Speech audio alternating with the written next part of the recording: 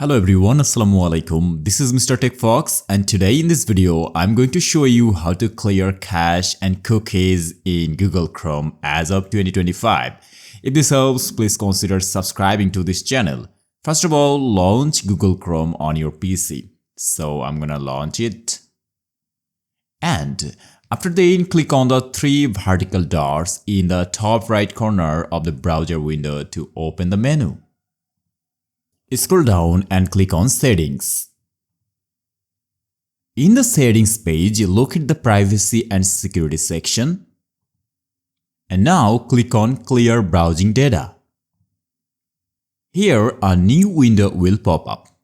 In the pop-up window, you will see two tabs, Basic and Advanced. Under the Basic tab, you can select Cookies and other site data and cached images and files.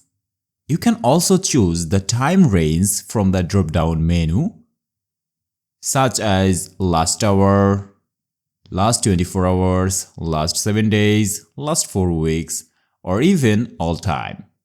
Normally, confirm and clear data.